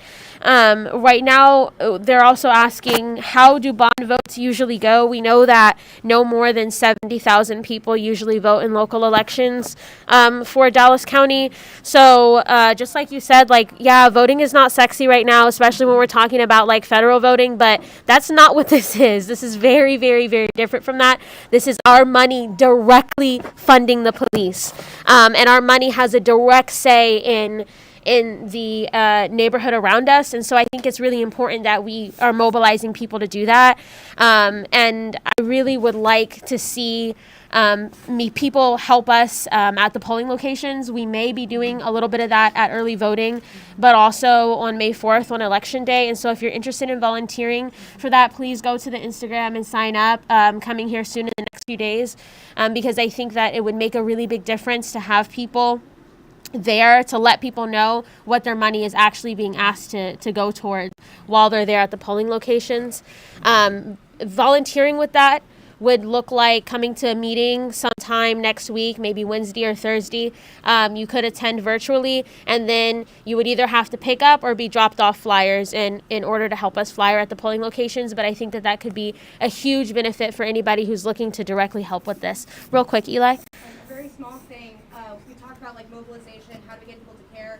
One thing I found that you really can do is like ask your family, do you know about this election coming up and are you voting? Are you registered to vote? And do you want to go with me? We can drive down there together. We can go into the voting place together. And then afterwards, let's go get something to eat. Make it part of your day. It doesn't have to be a big thing. And most polling locations, especially for these small local elections, they're not going to be a huge line. You're going to be in and out there in 5 minutes. Make it as painless as possible for people to vote. Another one that's on outreach is asking if it would make sense to reach out specifically to folks who might be incentivized by this, like the DMA members and things like that. I don't know that, at least myself personally, I haven't seen a lot of data about who those members would be, right? I haven't done a lot of research on that. So I think that the first step would be to have an understanding of who those people are, and then determining if it makes sense to allocate energy towards flyering at places like that and things like that. I think that there's a lot that we don't know. So again, like when we're talking about bringing in people, if you guys want to join the coalition, I think there's a lot of people here who could provide a lot. And I think a lot of the groundwork from here on out, not only with the election, but also in the future, is going to be information. Like we need to be well researched, and we need to have a good idea of the beast that we're up against and everybody who's involved with it. Because just right off the top of my head, the Houston Museum of History of Art, where I grew up, a lot of the donors would not be on our side. Let's say that. So we don't necessarily know who these DMA members are, but that's research that we would need to combat that. Yes. Just a clarification, is the voting for the proposition, is that just Dallas County? Yes. It is specifically the city of Dallas, but there's also a question here about if you don't live in Dallas County, what can you do about Proposition F? Help us flyer, help us canvass, and help us go to the polling locations. That would make a huge difference. And then beyond the election, make sure that the people in your community who don't live in the city of Dallas know that this also has to do with their cops, because they are not branding it in any way, shape, or form as a Dallas police force thing. They're really not. They're saying it's housed in Dallas County and that Dallas County is taking care of it. But on all of the videos we've seen, the press conference, the video we just watched, it's a regional training facility. So there's going to be cops from all over. And I wouldn't be surprised if they brought people in from other parts of the state or even the nation as well. So we need to keep that in mind as we move forward. Like, this affects us all. Yes. So you know how how they will like loop in a lot of different funding in one proposition to kind of hide like, you know, Cop City. What if there are people who agree with many of the things that they're trying to use the funding for, but then it's also tied in with... That's what we anticipate, especially, for example, with the firefighters thing. That's a big one. They love to conflate cops with firefighters because everybody loves firefighters, but they like the cops, right? That's a big thing. And so we always want to remind folks, like, it's not realistically a scarcity mindset. We absolutely should be able to get firefighters more funding without it being tied to cops, right? A big part of what they always do is they sneak these things under the rug, right? They know most people don't come to local elections. They know most people don't really know or pay attention to bonds. They know that if they can get the message out there that this is about firefighters, this is about public utilities broadly, whatever it may be, that it'll get swept under the rug. So that's definitely a big thing. We anticipate, for example, when we're at the polling centers, people will be like, well, you want me to vote no, but why would I do that? Like, this is for the firefighters. Usually are really big at the voting polls because they usually do get funding packages. So it is something to kind of be prepared for. We're going to try to have some practice conversations, right? It's part of canvassing. How do we get people to understand to vote no anyway? So what happens to the money, like say if it did not pass, hopefully it doesn't pass, like what happens to the money for the other aspects? So the whole proposition wouldn't pass. I think they can like put it up again, try again in different capacities. Maybe the firefighters will learn not to couple their funding with the police funding, hopefully, right? Yeah. But a bond is borrowed money, so there's nothing to stop them from trying again. Another thing is that for those of us who are going to go to the polling locations, I'm working on sort of a handout for all the volunteers that would help us to know what to anticipate, just like what you said, and the ways that we're going to respond, which also falls under this how to combat propaganda question.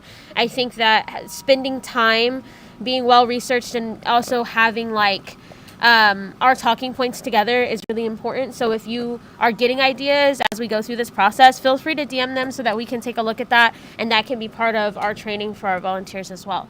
Yes. Oh yeah. Does anybody know when the next city council meeting is? Pop quiz. Every 2 weeks on Wednesday. So every 2 weeks on Wednesday? Yes, I believe so. Yes.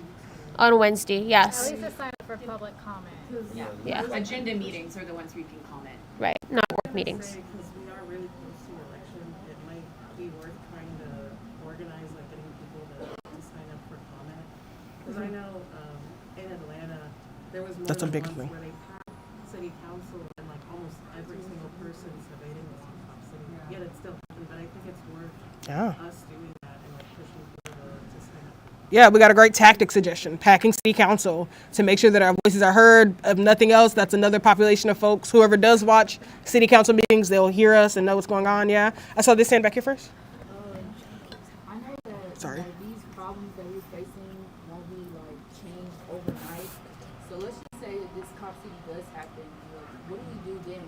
How do we keep fighting? How do we keep the hope alive? Because I know one thing that I can say personally, with all the stuff that I've been through in my life, when I feel like my efforts to make change are falling on deaf ears, I kind of get complacency and I don't even want to be involved anymore. And I know that is also a big problem within our community, especially with, people of color. We don't really, like she said, we don't really have a fire. We're not really healed. We don't really have a purpose. A lot of people my age specifically don't even know if they're gonna make it to see their 20th birthday or their 21st birthday. They're thinking about tomorrow. They're not thinking weeks ahead because they don't even know or feel that they're gonna make it to this. So I just, what are the steps to still fight this, even if the desired outcome is not what's gonna happen? That's a phenomenal question. I think I want a couple people to answer this if possible. My first one is we keep going, right? The reason why I brought up Atlanta Cop City is because we have so much to learn for them. For folks who haven't followed, right, it looked a lot of things. They had also a kind of a public election option. They mobilized more Atlanta voters than ever. I'm talking about it was the biggest multiracial, multi-generational coalition ever, right? They did their best to vote it down. The city meddled in the election. They did everything they could, right? The funding package still got voted on. They're still starting construction, but that ain't stopped nobody, right? Forest defenders are still there every day. They're trying new tactics every day, right? A big part of it is like working with an organization and figuring it out. But person to person, I 100% feel you. It gets so mother freaking exhausting, right? We have so many evils stacked against us, right? But anybody who's been hear me talk, you've heard me say this a million times. There's this concept of revolutionary optimism. What it basically means is this world is dreadful, right? And you can in a big part of the world we live in, this capitalist system, it isolates us. It makes it so everybody is struggling so hard that you can only care about yourself, right? Like you said, I don't got time to worry about what y'all talking about. I don't know how I'm gonna eat tonight, right? That is number one huge. And so the biggest thing realistically is being a good community member and starting to build community. What this young lady was saying right here in no uncertain terms is that the number one step is recreating community. Where I grew up, neighbors on their porches watched all the kids, right, on the street, right? If you was hungry, right, somebody gonna feed you after school, right? You knew who house to go to. We actually didn't call the cops that much because chances are somebody was around. I'm gonna be real. I come from fighting folks. I don't come from shooting folks, right? And so when there was a problem, you might have duked it out, but everybody was alive at the end, right? And so little things around recreating community is huge. And so this concept of revolutionary optimism, what it says is that you feel a little less dire and a little less out of it the more time you spend with community trying, right? It sounds wild. I felt terrible this morning, y'all. I'm gonna be real. I did not want to come here today. I didn't want to do this. I didn't want to talk to nobody, right? I walked in the room and I saw my comrades and I did a 180. I'm gonna be real, right? On my lowest and worst days, what restores me is being back in community, being back in the space where we're trying, right? We might have lost today. We might not have got the outcome we wanted, but I know 10 more people who got my back, who gonna make sure that I'm fed at the end of the day, who gonna make sure that I'm taken care of, right? And who are trying to build the world with me, right? So what that really looks like realistically is one day at a time, trying to be a good friend to somebody, a good community member, and asking them to come be in community with you. I'm on the way to this community meeting, this protest. Look, I'm gonna make sure you get fed. There's gonna be food and water there. Come listen with me. You don't gotta make a commitment at the end of the day. You don't even gotta come back. But I'm gonna make sure you get fed today and you can come at least listen. And next thing you know, that person probably wanna come back because they heard something that connected with them, right? And so, and I know in the moment that don't sound like a lot, but we live in a world where every day of survival is so freaking hard that the best thing you can do for yourself is to find somebody to struggle with. Yeah. Were you gonna add, babe? No, the other folks want to answer the question. I think you named it, but I was just gonna say we lose more than we win, y'all. That's just the reality of fighting for Black liberation, collective liberation. And a lot of us in this room, we've been doing this work for quite some time. And the only thing that she already named it, but I'm gonna name it again, is community. When we in those streets protesting, it's community that keep us going. When we go back to our families, it's them babies that keep us going. The reality is this: we gotta struggle on. I tell myself that every day. Struggle on. In the words of Fred Hampton, I am a revolutionary. We gotta be higher than that. We gotta think higher than that, y'all. And something else that comes to my mind is that there are 49 states, already cities that are living in the reality that they've already broke ground on Cop City. So we also got to observe what they're doing over there. What are they talking about over there? Because they're already thinking about escalation. They're already talking about, okay, they already broke ground, but how do we keep our people safe? That needs to be the center of this conversation, is if Cop City passes or not, how do we continue to keep our people safe? How do we pivot? How do we have to be in continued conversation, and in order to do that, we have to be in continual community. What typically happens historically in Dallas is after we have failed or didn't meet said goal, we go our separate ways. We go our separate ways. And that's sometimes due to the realities of poverty, of disenfranchisement, all things included in time poverty. Like you said, we gotta eat. Time poverty is real. A lot of these people not gonna vote because, well, I got babies to feed, I got other things to do. Can't get off work but tomorrow. we gotta make it their business. Everybody wanna talk about Oak Cliff business. Oak Cliff business over here. This is Oak Cliff business. If you got Oak Cliff, if you wanna liberate Oak Cliff and secure oppression, this is Oak Cliff business. Being in community with the people in Oak Cliff. Locking arms whether we win or not. We lose a lot. We lose a lot of people. We lose a lot of sleep. We lose a lot of blood. But we struggle on. So my words to y'all in this room is struggle on regardless. It should go beyond this vote. It should go beyond Cop City. But how do we do better in community? How we build coalition? And how do we build that infrastructure that no matter what, we're going to keep our people safe? That should foreground every part of our work. Keeping our people safe. So I want to encourage you, prepare for some losses. Yes. But prepare for the victories that come from being in community also. Yes. Yes, said it all. Yes. Yes. Thank you so much. And just to give a real world example of how even starting small is very significant, I confided in my sister about something that was going on in my life recently, and she told me, you know how many people I've saved from taking their own lives? These things are so important. It keeps us together, whether it's a small talk, whether it's the candy lady in your neighborhood, whether it's this store. Candy lady. Keep trying. It's worth it. Every little thing, it matters. For real. Yeah, appreciate that.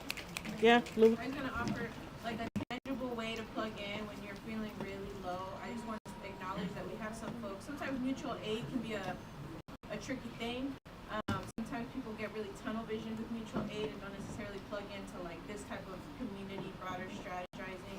But we have folks that are in this space that have come from mutual aid networks, which is where it's community fulfilling community's basic needs. So I think especially like DJ, we can plug you in and stuff. Some of the organizations that you can like volunteer with.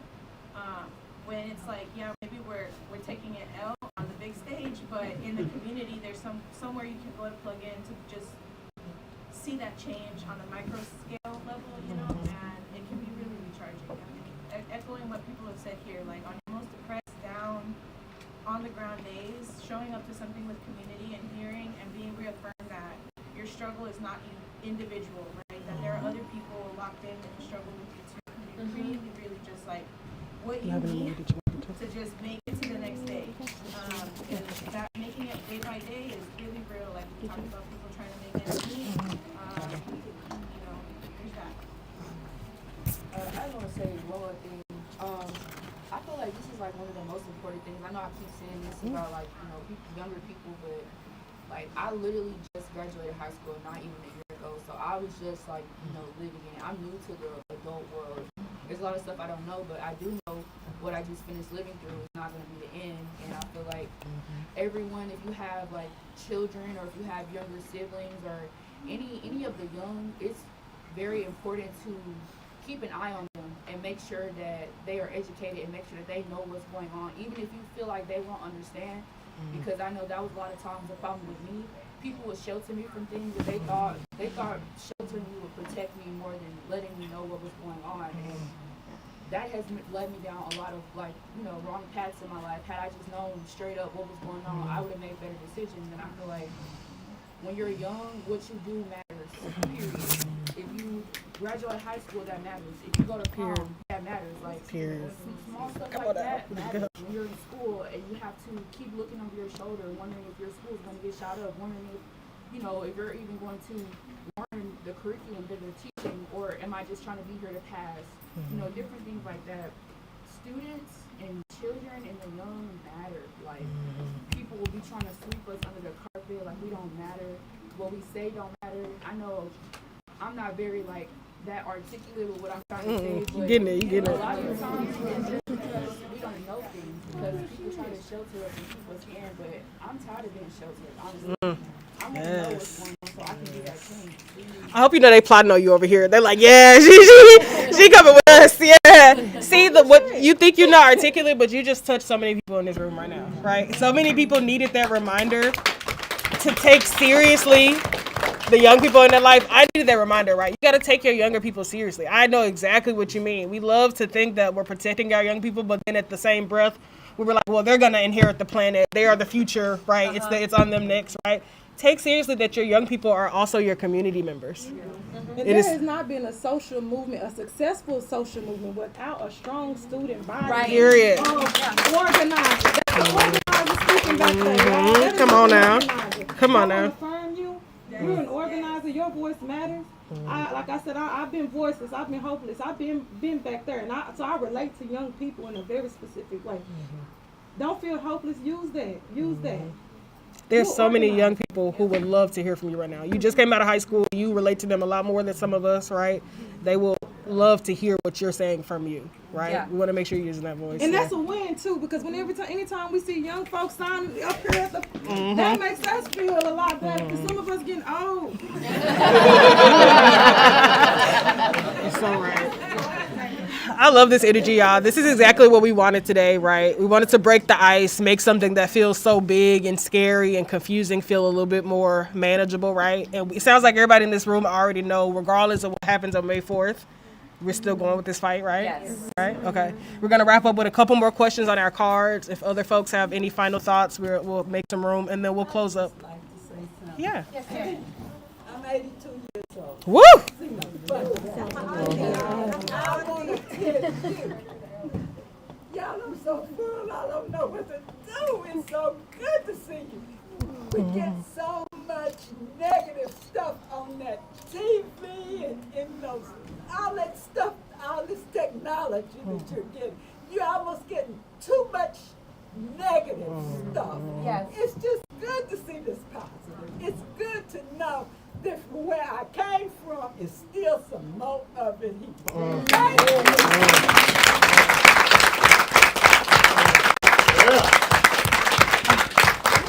Y'all, I cry whenever I see every generation organizing together. I'm like, yes, this is messed up. This was the dream, y'all. Okay. Did you want to have any more? Yeah. So somebody asked, can we post about why we're not voting Proposition F to like mess with the algorithm a bit? And they also suggested posting a selfie with it.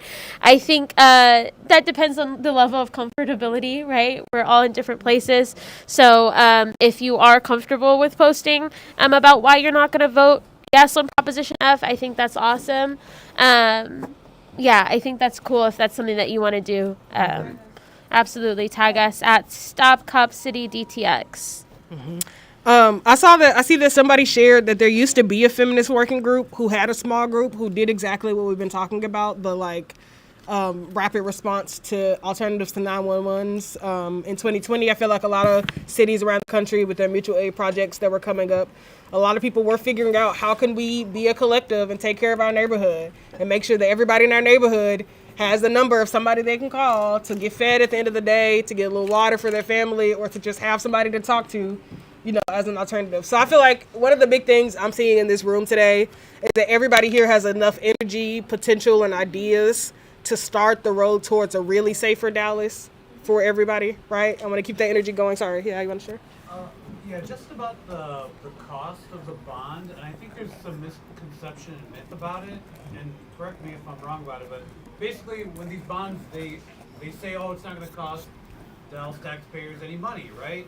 And so people are like, well, let me just vote yes for everything. So they say it's not going to increase the tax rate, right? So it's borrowed money, but then you have to pay the borrowed money back, and you do that through the property taxes, but they're not going to increase the taxes per se, but they're going to increase the values of the property, and that's where the money's going to come from. So I think it's just important to know how that all works. But then it's also very, very sad where they have a way to pay for these things, but they don't use it for social services and the other crumbling infrastructure that we all need. So I just wanted to bring that up, because if you are canvassing, they're going to say, well, but we are going to pay for it, and if we don't spend the money on this, then we can spend it on something else more beneficial. We'll do our best to keep our information updated so that folks feel the most prepared to talk about Prop F. What is a bond? How does it work, right? As we go out canvassing more, and we encourage folks to talk to your community members. As always, keep an eye on Instagram, keep an eye on the newsletter. We want to make sure folks feel equipped to have those conversations. Along with the Dallas Bond Program, right now the city's also doing workshops or hosting town halls for their operating budget. And more money keeps going to cops. Less and less money is coming to maintain our streets. So if you see potholes out there, that's actually not the bond program's responsibility to repair it. It's our operating budget's responsibility to repair it. And as we have less and less money to do those things, our infrastructure is going to keep crumbling. Dallas, someone mentioned Dallas is a heat island. There's not enough money to maintain our trees, or to plant trees, or to water our trees. So it's connected. It's all connected. We got money for everything but what we need, sounds like, right? Yeah. Funny how that works. Yeah. Any final thoughts? Yeah. I just want to add this quick question. Mm-hmm. Dallas must invest in community care, not cops. I just walked in. What are some of the things in terms of community care that you're advocating for?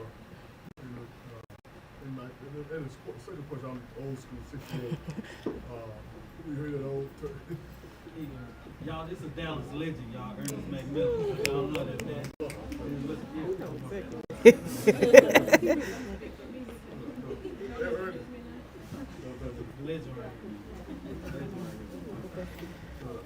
just, in terms of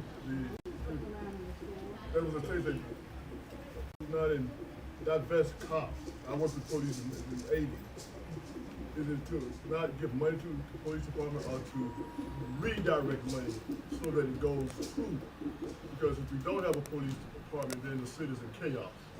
I think you missed a really robust conversation. No, yeah. So my question is, where the community services Yeah. that would help augment and balance out the other issues in the community, be it mental health, be it community Yeah. services, be it projects, and those of us who've been around a few days and certainly glad to see your generation.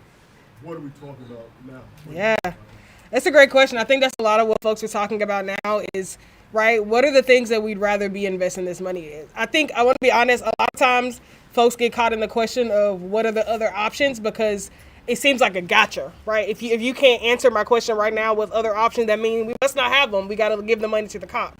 There are a lot of really capable mental health professionals who know and very good models for how to respond to people in crisis that don't involve cops, right? There are so many people who have been doing transformative justice work, who've been doing anti-recidivism work, right? Who know how to keep people out of jail or going back to jail that doesn't involve more policing, right? There are people, social workers, care workers, farm workers, people who work in food justice who know how to get the entire city fed that doesn't require calling the cops on people stealing from grocery stores, right? We have so many solutions, and I may not be naming them specifically because I'm not an expert in every field, but we have experts in mental health, in poverty, in education, and all these other things that we are simply saying, why is it that after years of asking for all those other things to be funded, what's on the proposition is more money for cops? It's not that we don't have answers to all those things. Maybe everybody in this room doesn't, but I can name off the top of my head at least 10 competent professionals who have amazing ideas for robust mental health care response systems, food systems, education systems, jobs training programs, right? The things that folks that we've been learning since the 60s, folks have had the answers, right? It's just that we can't get those answers funded because the funding over and over again goes towards more cops. Yeah. All we're saying is give us a chance to put that money into our solutions for once, right? Can I think everybody agrees with that? Yeah, we gonna say something? So I have something as a final thought that I want to encourage folks that we all need to be remaining steadfast in our principles. Because in every movement, there is going to be some sort of powerful force that's going to come along and tell you that if you play by the rules, and if you get institutional support, then what you want, you can get it if you just play by the rules and calm down. And we know from history that that is not the case. We know that when we play by the rules, we get assimilated into this system. And that there are a lot of groups who will pretend to be for this movement who are funded by foundations that are the same rich people funding Cop City. And we need to be very mindful about people who come into movements serving the very police that we are attempting to stop. And that we need to be remaining accountable not to these foundations and not to people with money, but accountable to the people and just staying focused on our goal and not trying to take any kind of easy way out that we know there are a lot of people in this room with a lot of experience that we know are not going to serve us and they're going to undermine our goals. Yeah. I also add that in Defense of Black Lives, we did a survey over the last 2-3 years in specific communities like 75215 and 75216, and we asked folks about safety. We asked them what actually makes them feel safe. And none of those people, hardly any of those people that we spoke to said the police. Yeah. They named programmatic pieces, they named mental health, they named the root causes as things they would like to see invested in. I think it's also key to take into account that we have historically invested in reforms. Mm-hmm. We've invested in y'all trainings. We've invested in more cameras. We've invested in all these things already. They kill us better on camera. Yeah. They attack us better with all those resources. So we don't need another attempt at those things that we've already lived in. Now we're saying, give the people back not only their voice, but give the people their resources. This is a response to the people. I don't think this is about far leftist view, a far leftist response, but this is what the people said. We don't want to continue investing in things that further harm our community. Try it our way. We're looking at the root of these things. We don't want to lock our people up. We want to actually resolve some of these issues. We don't want a Band-Aid over some shit that we know requires aid, that requires deep investment, that requires deep resources. We've lived in their reality, now it's time that they live in the one that we want to build and create. I think, oh yeah, sorry. I would say that a lot of the policing in this country in particular is founded on this self-perpetuating lie where like the police are good because they respond to sort of petty crimes that are sort of a result of poverty, right? And no society has ever policed poverty out of existence, okay? And like theft, right? That's a crime of desperation. Police respond to it. But what, by numbers, is the largest form of crime? Wage theft. It's wage theft. That creates more poverty. But police don't respond to wage theft, right? And I think that if police were really serious about doing good by the community, they wouldn't have these unions that play tooth and nail across the country to oppose accountability boards, to oppose anything that puts the community in charge of the police. They oppose that. If they were serious, if they said we wanted to be like democratically accountable to the people that we serve, they would implement that themselves instead of fighting it tooth and nail. It sounds like everybody is kind of landing on the finality that the time is now for the people's choice. The time is now for the people's programs. The time is now for the people's voice and the people's power. The time has passed for police and prisons to run our cities. The time has passed for police to be the response to our social problems, to our institutional and systematic problems. The time is now for the city of Dallas to listen to the people in the city of Dallas for the future in the city that we want to see, that we want to build, one that is free of police violence, police surveillance, one that we don't have to live in fear of dying on the way to trying to find our next meal, on the way to trying to get our kids to school safely, right? So what we want to end here today is our same things that we started off with today. Everybody in this room should be walking away knowing what it is that you can do, right? Everybody has their next steps until May 4th. Everybody knows how to get involved with the May 4th election, how to find us, right? You can find us on Instagram. You can sign up for our newsletter. Everybody knows they'll be getting more information via our newsletter regularly about what is the Proposition F, what is this election, what is this bond, what is the police training facility. As we know more, we will make sure you know more. And it also sounds like everybody wants to move forward beyond May 4th. And it sounds like everybody in this room is invested in creating real community and creating these realities that we're talking about, not with or without this bond money, right? It sounds like everybody in this room is invested in creating those community alternatives to policing. Because at the end of the day, what are we trying to do? Keep us safe. Keep us safe. Okay, nice. That's all from me. Did you want to close with anything, babe? No, I agree with everything that's been said here, and I really appreciate you guys' time.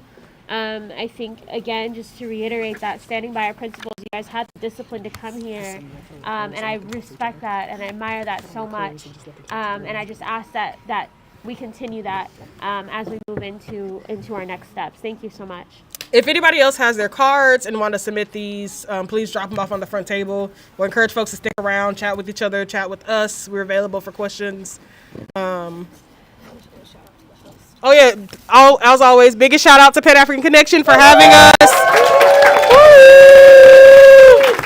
Sorry y'all, we're like 7 minutes past the time we were agreed to have the space, so we just want to wrap up, but we encourage folks to keep talking to each other, talk to us, support Pan African Connection, and we'll see y'all at the next town hall. I just thought of a chant. Ooh, yeah. No. Topic but We will not related. stop. We will not. I know two of these that's panelists really at least nice. are part of the Garland That's a good one. 23. All three of us actually? All three. Call D.A. Crezeau this week and ask him to drop the charges on the Garland 23. Bathroom? No, I said bump that up. Oh. Nice. That was really good, actually. I wanted to Okay, listen. I've met you. I know this